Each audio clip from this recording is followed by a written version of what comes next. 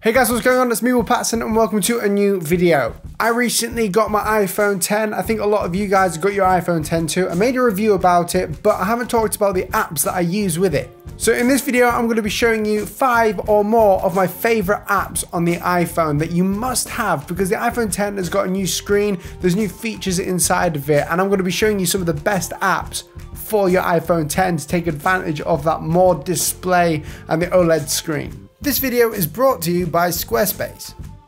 So the first app that I instantly downloaded had to be Instagram. Instagram is like my favorite app of all time, not because it gives me inspiration, but just because it allows me to share my work. And I was super excited to see how Instagram would look on the new iPhone 10 with the new screen. One thing I have realized with the screen is that not everything lines up, and I think Apple have made some unintentional choices with the screen. I'm not too sure if that's actually intentional or unintentional actually, but the battery part and the sort of section at the top right hand on the ear doesn't actually line up in the center of where it should be in a design term. So if you put a box around it, it doesn't look centered. And the same is for the other side with the Wi-Fi signal and like your carrier information. Also, I realized that there is a bit more space at the bottom between the dock and the apps on there as well. I'm not too sure why they're not utilizing that space. I hope they do or work it out, but anyway, it's okay because the apps look great. So Instagram's great because it is taking full advantage of that full display and it looks amazing. The actual problem that I've been seeing though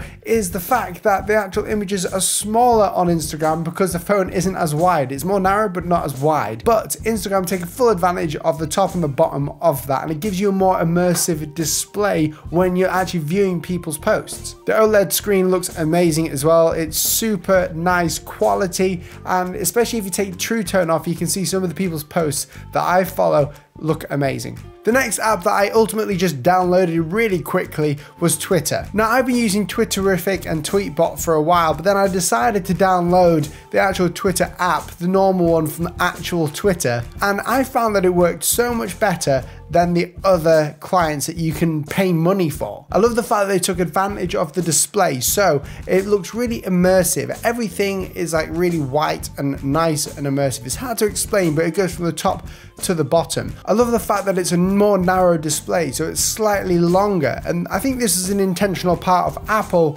when they were designing the phone, because people like a narrow display now. People are changing, or companies are changing aspect ratios of smartphones so they're a bit more narrower, because we're in a newsfeed culture where everything, all apps that we connect with other people on are in a newsfeed sort of grid. So it's nice seeing a couple extra tweets at the top of my phone and the ability to see it on this huge display in a more narrow format, holding it with one hand. Also, Twitter actually doubled the amount of characters you can write as well. I think it's like 280 characters instead of 140 now, which is really strange. And the greatest design feat that they have ever done is by putting that circle at the bottom when you're actually typing in a tweet to show you how much space you've got left. It's not a character count, but it's more of a circle to see how much space or how many more words you can get in. Just thought I'd throw that in there. The next app that I downloaded was Auxy. I am a music lover. I play the guitar in my church and I also play it here. I also make music just on a keyboard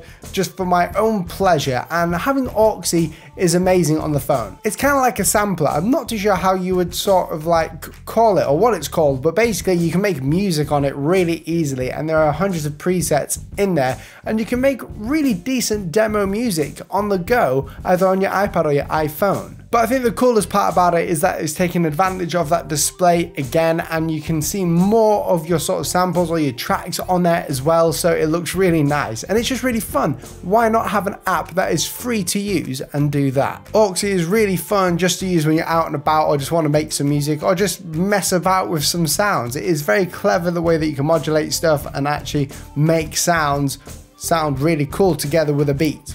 I think it's fun. The next app that I downloaded and purchased was Afterlight 2. For a few years I've been using VSCO or VSCO Cam, and it's basically a stock emulator where you can edit pictures and add stock filters on top of it, and that's how I create most of my Instagram posts. Now on Saturday I went out just for a quick walk on Saturday morning to test out the camera on my iPhone, and the picture that I got was amazing. I didn't edit it until I got Afterlight 2 because I realized that Afterlight 2 has got a bunch more features in the app that other applications that are photo editing don't have. My favorite feature in Afterlight 2 is select saturation. You can select the color of what you want to increase or decrease the saturation of by these little sliders. I think that works really well. It's a lot better than any other app that I've used. I haven't actually seen it in VS Code Cam, and that's one that I was always using. You've also got curves in there and filters. It's got many options for you to edit and customize your actual images to make them look Instagram ready and portfolio ready. It's very cheap, and it's just been brought to the app marketplace right now, so go and check it out. And the last app that I've been using, which is my all-time favorite app,